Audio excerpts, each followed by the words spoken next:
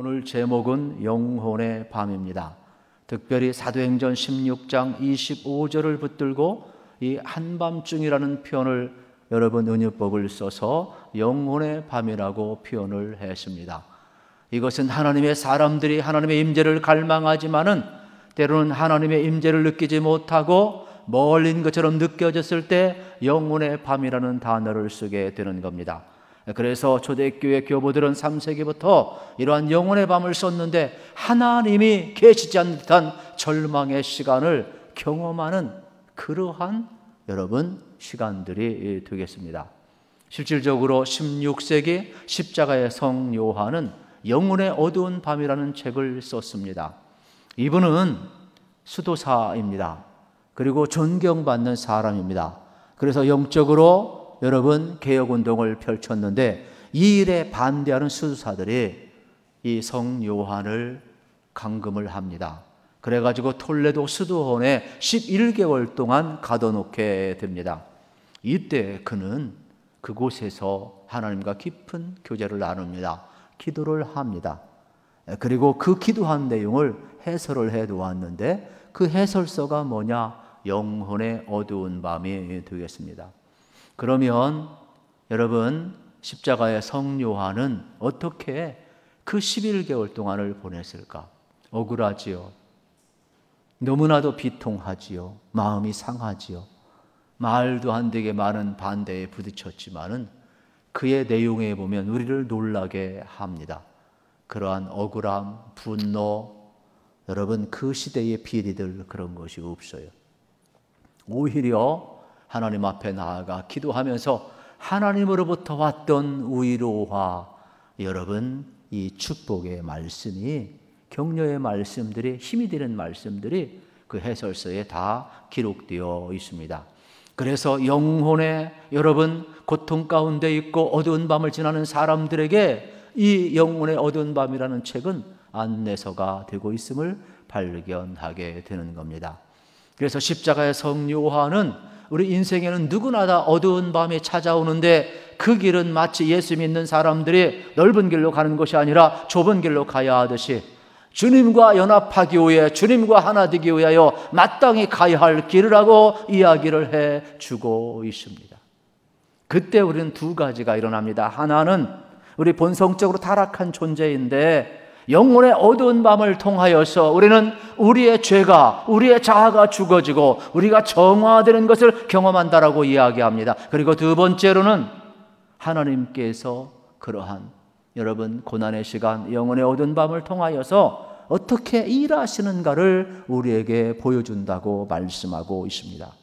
저는 여러분들도 정말로 인생길 걸어가면서 어려운 일 만날 때 하나님이 어디 계신가?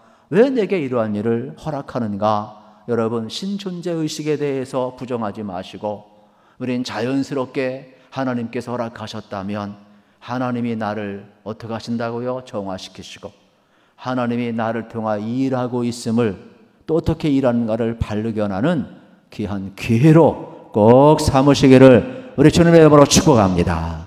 이것이 오늘 우리가 걸어가야 할 인생길이 되겠습니다. 오늘 우리는 우리 앞에 여러분 어려움이 왔을 때 영혼의 어두운 밤이 왔을 때 우리는 너무 낭망하지 마시고 하나님을 신뢰하시고 하나님이 나를 정화시키는구나. 하나님이 지금 새 일을 행하신구나. 여러분 믿으시고 더 담대히 하나님 앞에 나아가기를 우리 주님의 이름으로 축복합니다. 오늘 본문이 그러한 내용을 다루고 있습니다. 사도 바울은 2차 전도여행을 합니다. 여러분 1차 전도여행을 마치고 얼마나 하나님을 위한 위대한 꿈을 가졌는지 모릅니다. 그래서 1차 전도여행한 지역을 다니면서 기도하고 양육하고 그들을 세우고 더 연약한 교회를 견고케 하는 위대한 여러분 선교 비전을 갖고 있었습니다. 그런데 웬걸 하나님이 허락지 않습니다. 우리는 보통 하나님을 위한 위대한 계획을 갖고 있으면 하나님이 다 받을 거라고 이야기하면서 여러분 우리 주도적으로 우리가 일을 하지 않습니까? 그런데 하나님은 아니라는 겁니다. 그런데 바울은 하나님의 인도하심과 성령의 역사 앞에 민감하고 순종을 합니다. 그리고 성령이 이끌어가는 대로 그는 아시아의 선교 계획을 내려놓고 이제 마게도냐 척성 필리포로 향하여 가고 있습니다. 그런데 우리가 지난주에 살펴보았지만은 12절에 여러분 빌립보는 뭐라고 그랬어요? 이는 마게도냐 지방의 젖성이요 또 로마의 식민지라 그랬어요. 유럽을 향해 가는 관문입니다. 첫 번째 도성입니다. 그런데 로마의 식민지로 있었지만은 그곳은 농업과 상업이 발달한 지역이 되겠습니다. 아주 교통의 또 군사지역으로 요충지입니다. 그러다 보니까 그곳에 여러분 좋은 일도 많이 있지만은 또 세상적으로 많은 우상 숭배도 많이 여러분 벌어질 수밖에 없지요. 어쨌든 간에 이 빌립보 지역은 유럽의 교두보가 되겠습니다. 그러면 이렇게 성령의 인도하심을 따라서 자기 선교를 내려놓고 순종하며 나아갔으면 모든 것이 형통해야 되는데 오늘 본문은 그렇지 않습니다. 오늘 본문은 처음부터 난관에 부딪히는 장면을 보게 됩니다. 성령의 인도를 받았는데 여러분 왜 난간에 부딪혀야 합니까? 오늘 16절부터 보게 되면은 바울이 기도하러 갑니다. 여러분 이 단어가 참 중요합니다. 사실 사도행전 오늘 본문의 키워드를 찾으라면 기도한다는 것입니다. 기도하러 가는 것. 우리 인생의 키워드를 하나 붙들라 그러면 오늘은 우리 기도를 붙들어야 됩니다. 하나님 앞에서 여러분 누가 기도할 수 있습니까? 여러분 하나님을 믿는 사람이 기도할 수 있습니다. 여러분 예수님의 은혜를 경험한 사람이 기도할 수 있습니다. 여러분 예수님의 생명을 믿는 사람이 기도할 수 있습니다. 여러분 나의 도움이 어디서 오는 걸 아는 사람이 기도할 수가 있습니다.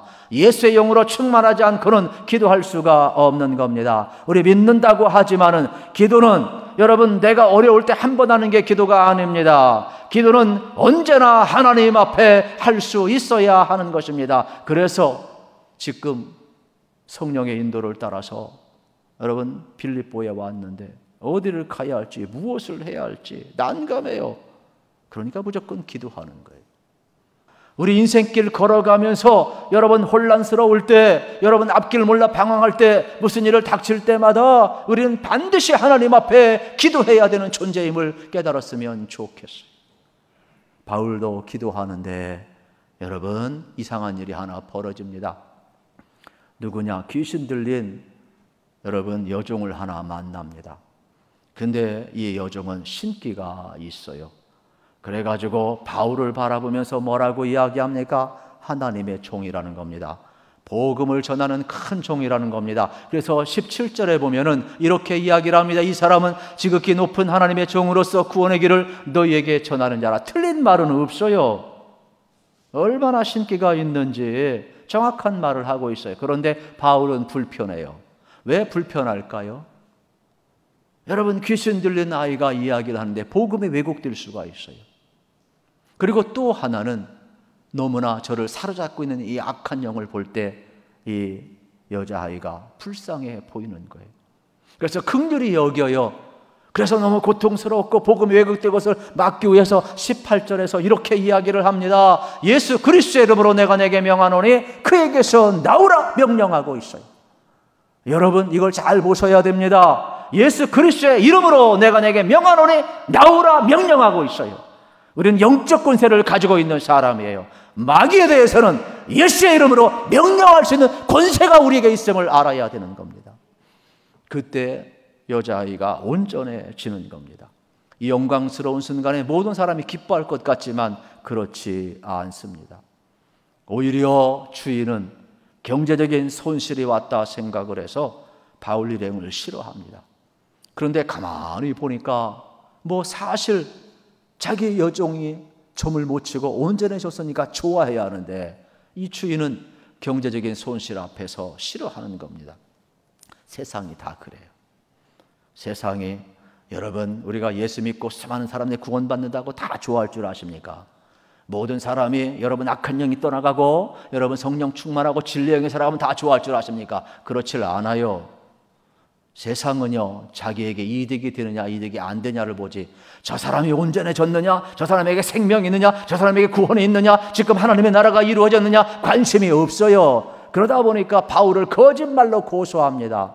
상관들에게 데리고 가서 뭐라고 이야기를 합니까?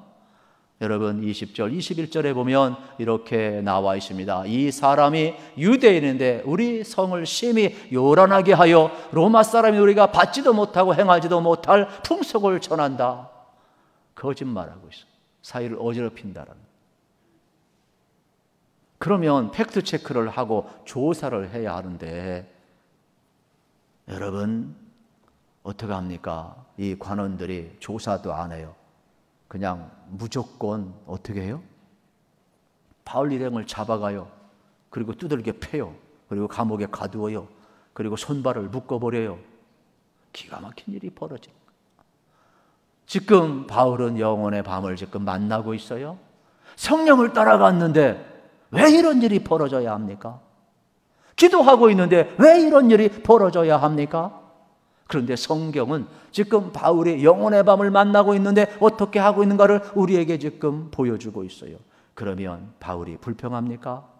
원망합니까? 아니에요. 기도했어도 여러분 아직 헷갈릴 때에는 지금 자기가 원치 않는 일을 당해서 고통스러운 데에도 바울은 하나님을 향하여서 기도하고 있어요. 그리고 그 자리를 지키고 있어요. 여러분 바울이 이 빌립보 감옥을 견디어내니까 이곳에서 빌립보 교회가 세워지고 있음을 우리는 발견하게 되는 겁니다.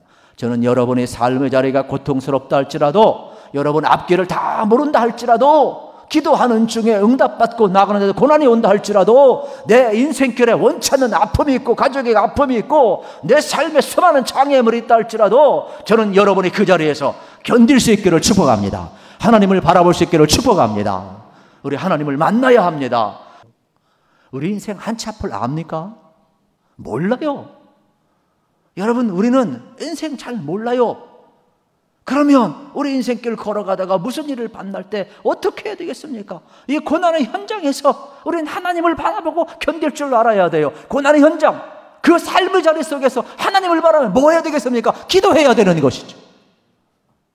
기도하는 사람은요 하나님이 어떻게 하십니까? 역사하고 있음을, 우리 크게 하고 있음을, 여러분 하나님의 그 기도 속에 하나님의 응답과 표적이 보여지고 있음을 우리는 기억을 해야 합니다. 그런데 놀라운 일들의 반전은요, 바울의 기도는 감옥에서 나가달라는 기도가 아니에요. 억울한 일 풀어달라는 기도가 아니에요. 하나님의 뜻이 지금 혼란스러우니까 선명해지기를 기도하고 있어요. 그래서 이 빌립보 감옥에서 여러분 기도하였을 때에 여러분 바울의 뜻이 이루어지는 것이 아니라 하나님의 뜻이 이루어지고 간수장이 구원받고 빌립보 교회가 세워지는 놀라운 역사가 지금 일어나고 있는 거예요. 그래서 우리는 사도행전에 여러분 나오는 이 16장, 특별히 앞부분 6절에서 10절의 이 마게도냐의 환상은요, 바울이 평상시 기도하고 있었기 때문에 하나님의 뜻을 알 수가 있었어요. 여러분 하나님의 뜻을 아는 것은요 대단한 실력입니다. 우리가 혼란스러울 때 기도 많이 하잖아요. 그리고 하나님께서 아시아의 모든 계획을 막으시고 유럽으로 이끌어 가시는 마게도냐 환상을 보였을 때 하나님 앞에 순종할 수 있다. 이건 대단한 영성이죠. 늘 깨어있기 때문에 가능한 거예요.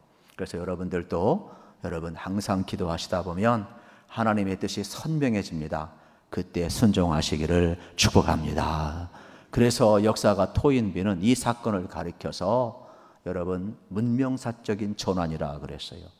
아시아를 향한 이 선교문이 유럽을 향해서 넘어가는 문명사적인 위대한 전환이 이루어졌다는 것이죠. 오늘 우리가 설교를 여러분 하고 듣고 있는 이 사도행전 16장은요 세계사적으로 위대한 문명의 전환을 이룬 그러한 장이라고 여러분 역사가 토인비가 기록을 하고 있는 내용이 되겠습니다. 그러면 우리의 삶의 현장도 마찬가지가 되겠죠. 우리의 삶의 현장에도 여러분 영혼의 밤이 올 때 우리가 어떻게 해야 되겠습니까? 우리는 그 자리를 잘 견디면서 이겨나갈 수 있어야 할 것입니다. 로이드 존슨은 영적 침체에 대해서 4가지로 이야기를 했습니다. 하나는 기질적으로 영적 침체에 빠질 수 있다는 거예요. 똑같이 어려움이 왔는데 기질적으로 여러분 쉽게 우울함에 빠지는 사람이 있다는 거죠. 그래서 우리가 내가 어떠한 기질을 갖고 있는가 잘 살필 필요가 있어요.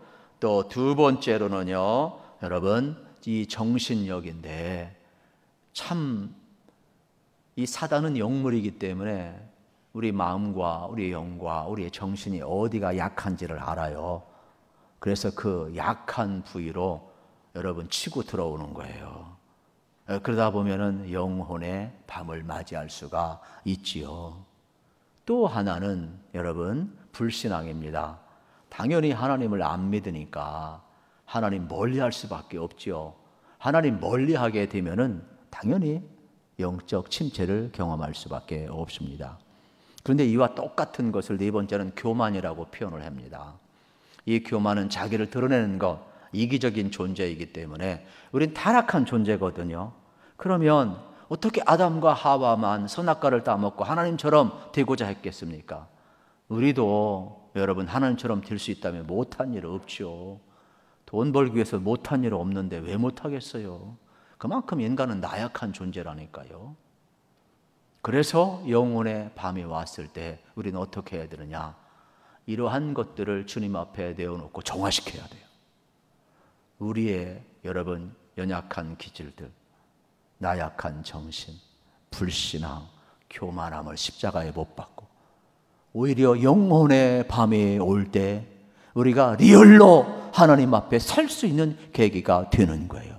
그런데 그때 하나님을 안 바라보고 여러분들이 상황만 바라본다? 그러면 이러한 네 가지 요소는 점점 하나님에게서 멀어지게 만듭니다. 그러나 우리가 바울처럼 하나님 앞에 나아갈 수 있고 하나님을 바라볼 수 있다면 오히려 그 순간은 하나님과 연합할 수 있고 내가 죽어지고 여러분 예수로 충만한 은혜를 누릴 수가 있는 겁니다. 저는 여러분의 삶의 현장, 어떠한 현장에 있든지 간에 여러분 삶의 위기 속에서 하나님이 다가옴을 기억하시고 또 나의 연약함을 다 내려놓으셔서 주님과 하나 되는 은혜를 꼭 누리시기를 우리 주님의 이름으로 축복합니다. 이 은혜를 사도 바울이 지금 경험을 하고 있는 것입니다. 25절을 같이 한번 읽겠습니다. 한밤중에 바울과 실라가 기도하고 하나님을 찬송하며 죄수들이 듣더라. 아멘. 한밤중에 바울이 잠이 오겠습니까? 맞아서 아파서도 잠도 안 오겠지만은 하나님의 뜻이 뭘까? 하나님이 마게도냐 환상을 보여주고 하나님께서 이끌어서 내가 성령 앞에 순종하고 여기까지 왔는데 왜 이러한 일을 당해야 될까? 하나님의 뜻이 무엇일까? 그는 기도하고 있어요. 명확해서 기도한 게 아니에요. 혼란스러워서 기도한 거예요. 그런데 그의 삶의 자리가 여러분 빌립보에 왔을 때에도 기도하러 갔잖아요. 지금 옥중에 갇혔는데도 기도하고 있는 거예요. 인간이 할 수 있는 것이 뭐냐? 혼란스러울 때는요 가만히 있어야 되는데 그 가만히 있는 게 뭐냐? 하나님을 바라보는 거예요. 여러분 우리가 하나님을 바라볼 수 있고 하나님께 여러분 기도하며 나아갈 수 있다면 하나님은요 우리의 영혼의 밤을 통하여서 위대한 일을 행할 줄로 믿습니다. 그래서 바울이 기도하였을 때에 놀라운 일이 벌어집니다. 옥문이 열립니다. 그리고 시사들이 풀립니다. 나중에 간수장이 깨어나고 보니까 깜짝 놀랐습니다. 모두 다 도망간 줄 알았습니다. 그런데 상식을 뛰어넘게 아무도 안 도망갔어요. 이 책임을 져야 하는 간수장으로서는 남의 손에 죽느니 자기가 명예롭게 죽겠다고 자결을 하려고 하는데 그거를 멀리서 본 바울이 소리칩니다. 우리 여기 있습니다. 자결하지 마세요. 간수장은 너무나 놀랍니다. 어떻게 된 일입니까? 그러면서 바울은 간증하기를 시작을 합니다. 그러면서 어떻게 할고 이야기할 때 여러분 뭐라고 이야기합니까? 사도행전 16장 31절 위대한 복음이 선포됩니다. 주 예수를 믿으라. 그리하면 너와 내 집이 구원을 얻으리라 이야기를 하고 있는 것입니다. 그래서 간수장이 예수를 믿습니다. 온 가족이 세례를 받습니다. 여러분 이곳에 뭐가 이루어진 겁니까? 여러분 이 본문의 초점이 뭡니까? 기도입니다. 기도했는데 바울이 나온 것이 초점입니까? 자유한 것이 초점입니까? 아니잖아요. 하나님의 뜻이 이루어지는 것이 오늘 본문의 핵심 아니겠습니까? 이곳에서 하나님은 이런 영혼의 밤을 통하여 여러분 간수장을 구원하고 그의 가족을 구원하고 그것이 하나님 앞에 올려져서 빌립보 교회가 출발하는 위대한 역사를 지금 하나님은 행하고 있는 겁니다. 우리 믿어야 돼요. 하나님이 허락하셨다면 우리의 영혼의 밤에도 하나님은 우리만 정화시키는 것이 아니라 우리를 통하여서 하나님이 새 일을 반드시 행한다는 것을 꼭 믿으시기를 우리 주님의 이름으로 축복합니다. 그래서 우리의 삶의 현장에도 늘 이렇게 나갔으면 좋겠습니다. 그렇습니다. 여러분, 기도라는 것은 영혼의 호흡이고 하나님과 교제하는 것이죠. 찬양도 마찬가지, 우리의 중심을 잡는 거예요. 그래서 늘 하나님을 높일 수가 있는 것이죠. 늘 하나님을 향한 사람은 기도하고 하나님을 찬양하고 높일 수밖에 없음을 발견하게 되는 것입니다. 오늘 우리의 삶의 자리 바울과 실라처럼 찬송과 기도를 통해 이 영혼의 밤을 여러분 방치하지 마십시오. 하나님께로, 빛 대신 하나님께로 빛을 가져오고 문제를 풀고 하나님의 뜻이 이루어지는 이 역사의 한복판에 기도와 찬양을 여러분 통로로 쓰고 있음을 우리는 보아야 하는 것입니다. 그렇습니다. 문제 앞에서 믿음의 사람들은 상황이 아니라 하나님을 바라보는 것 아니겠습니까? 우리도 하나님을 기억하시고 하나님을 찬양하시고 경배하시고 하나님 앞에 나아가 꼭 기도하시기를 우리 주님의 이름으로 축복합니다. 사랑하는 성도 여러분, 하나님을 믿으시죠? 그러면 어떠한 상황 속에도 하나님 바라보시기를 축복합니다. 늘 기도하시기를 축복합니다. 영혼의 밤이 올 때 여러분 하나님 앞에 나가야 합니다. 기도할 수 있어야 됩니다. 우리의 중심이 흔들리지 말아야 됩니다. 그러면 하나님은 우리를 정화시킬 겁니다. 그러면 하나님은 하나님의 뜻을 이루실 것입니다. 반드시 새 일을 행하게 될 것입니다. 우리 교회는 이제 10월 감사절을 앞두고 다음 주부터 우리 감사 훈련을 하려고 합니다. 감사 캠페인을 하려고 합니다. 그래서 여러분에게 자세히 소개를 했습니다마는 저는 여러분들이 앞으로 한 달간 어떠한 상황 속에서도 하나님을 바라보시기를 축복합니다. 그리고 감사 훈련할 수 있기를 축복합니다. 누가 감사할 수 있느냐? 하나님을 바라볼 수 있는 사람. 문제를 바라보면 여러분 우리는 감사하기 어렵습니다. 상한 감정과 이 억울함 속에서 우리는 에너지를 낭비할 수밖에 없어요. 그러나 하나님을 바라보면 여러분 감옥에서도 기적은 일어나는 거예요. 여러분 우리 믿음으로 사는 건 중요합니다. 그러나 믿음이 표적이 되게 하려면 하나님의 임재 가운데 살아가야 합니다. 감사의 훈련을 통하여 믿음이 표적이 되게 해야만 합니다. 똑같이 예배를 드리고 가도 똑같이 예수님을 믿어도 하나님의 은혜와 기쁨을 다 누리는 것은 아닙니다. 여러분이 하나님의 은혜와 기쁨을 여러분 복을 누리길 원하시면 감사 속에서 기도 속에서 여러분 승리의 길 걸어가기를 우리 주님의 이름으로 축복합니다. 그래서 저는 이번에 주제를 여러분 숨결 이 감사가 될 때까지 우리 숨 쉬잖아요. 숨 안 쉬면은 죽잖아요. 감사 안 하면 우리 영혼이 죽는 거예요. 그래서 숨결이 감사가 될 때까지 이렇게 주제를 잡아봤어요. 우리 시편 121편 여러분 특별히 1절 2절 같이 읽고 말씀 맺겠습니다. 내가 산을 향하여 눈을 들리라. 나의 도움이 어디서 올까? 나의 도움은 천지를 지으신 여호와에게서로다. 아멘. 여러분 시인의 고백이 저와 여러분의 고백이 되기를 축복합니다. 우리 앞에 태산 같은 큰 문제가 있어도 내 힘으로 극복할 수 없지만 내 문제보다 더 큰 태산을 지으신 하나님이 계시잖아요. 그 하나님은 나를 지으신 분이잖아요. 그 하나님은 나를 사랑하시는 분이잖아요. 오늘 우리의 기도를 들어주시는 분이잖아요. 그러면 바울이 혼란스러웠을 때 기도하고 감옥에서도 나와 함께 하시는 하나님을 인하여서 그는 그 영혼의 밤을 이겨냈습니다. 우리 인생길도 마찬가지입니다. 영혼의 밤이 왔을 때에 여러분 하나님 바라보시고 나와 함께 하시는 그 하나님만 여러분이 믿고 신뢰할 수만 있다면 우리는 기도 중단하지 않을 수가 있습니다. 여러분이 기도로 꼭 승리하시기를 축복합니다. 그리고 나와 함께 하신 하나님으로 인하여서 새 일을 행하시고 또 감사를 통하여서 하나님이 기적을 행하시며 우리 믿음 가운데 표적을 행하시는 그 은혜가 영원토록 여러분에게 나타나서 기쁨과 은혜로 충만한 삶이 되시기를 우리 주님의 이름으로 축복합니다.